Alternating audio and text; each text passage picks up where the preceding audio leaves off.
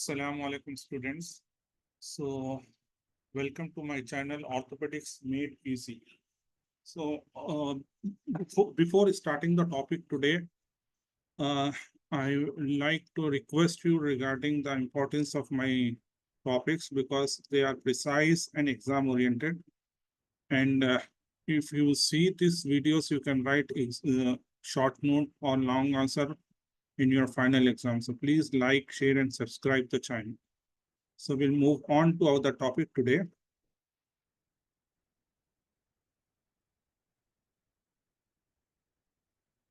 So today I have an acute trauma to the sternoclavicular joint. So how will be the presentation in this 30 years old male patient? He is a football player. He had fall 2 weeks back and had pain along the medial clavicle. So there is a pain over the medial clavicle. The pain is minimal, but patient is having cosmetic lump over the medial aspect. So if you see here, this is the place patient is having lump and discomfort and pain. So where exactly it is, if you see, this is your clavicle, and this is your sternum. So this is at sternoclavicular joint. So there is a dislocation at sternoclavicular joint. So today we will be learning about sternoclavicular joint dislocation. So, before we go to dislocation directly, I would like to recall few anatomy. So here, if you see, this is the anatomy of sternoclavicular joint. So this is sternum. This is rib. This is clavicle. This is the clavicle of opposite side. So the ligament, one end of the clavicle to other end, it is interclavicular ligament.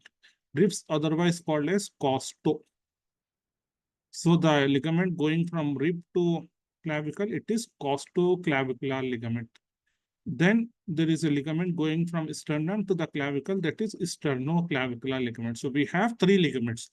One is interclavicular ligament, other is sternoclavicular ligament, the third one is costoclavicular ligament. These ligaments are important to give stability to sternoclavicular joint in upward and downward direction and posterior and anterior direction.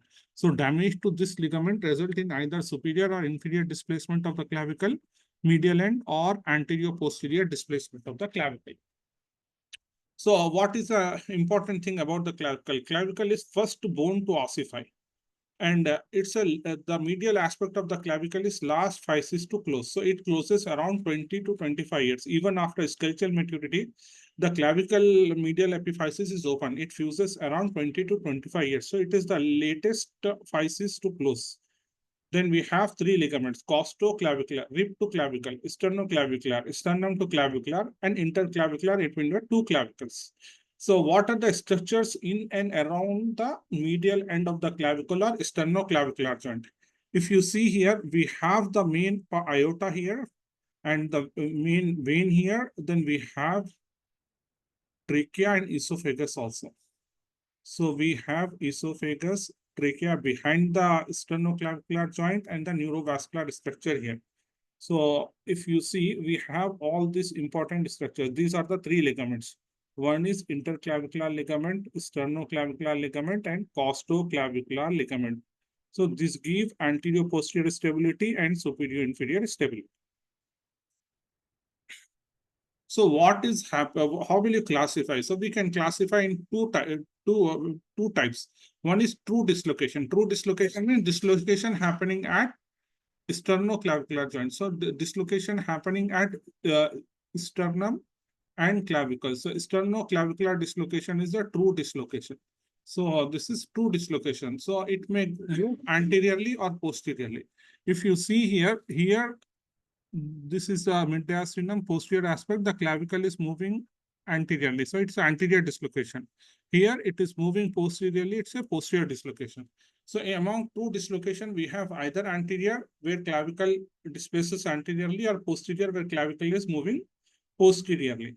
Then there is a term called as pseudo dislocation. What is pseudo dislocation? As I told you, The medial end of the clavicle is the latest physis to close, maybe like 20-22 years. So there will be separation at the epiphyseal plane. There is no dislocation here. Here, everything is normal. There is a problem with medial end of the clavicle physis. So if this is getting displaced, we call it as pseudo dislocation. So it is epiphyseal separation. It's most of the time type 1 epiphyseal separation of Salter-Harris. Then what is the presentation? Patient will have history of fall on outstretched hand. Then patient notice swelling around the chest. That is at sternoclavicular joint. There is associated pain will be there. But the important symptoms are very cautious or very dangerous if it is a posterior dislocation. Why? Because it may cause compression to the vessels. It may cause thrombosis or venous thrombosis or arterial obstruction. It may cause tracheal compression resulting in respiratory distress. So we can have dyspnea, stridor, esophageal compression, dysphagia, then paresthesia due to the involvement of the neural structure, congestion due to venous involvement, and arterial compression. So posterior dislocation is very dangerous, where we have the chances of developing vascular, tracheal, esophageal, or neurological compression. So how will you diagnose? X-ray. X-ray will show you the dislocation, and if you want to know what is the direction, anterior or posterior, and you are having doubt, you can go for CT scan. So this is a clinical picture. So patient will have history of trauma, and there is a lump or elevation over the medial aspect of the clavicle at sternoclavicular joint. Treatment. So close reduction, we can do reduce the dislocation by close means and give arm's length to the patient. Most of the time it is unsuccessful because it's very unstable joint, and the moment you reduce it and leave it, it will get displaced again. If that is the case, then you can just leave it. We can counsel the patient that it is not going to harm, and we can just leave. So watchful neglect. And if you are planning for reduction or fixation, or patient is having some problem, if you want to reduce it and fix it, then you need to reconstruct the ligament. What are the ligaments? Interclavicular ligament, sternoclavicular ligament, and costoclavicular ligament.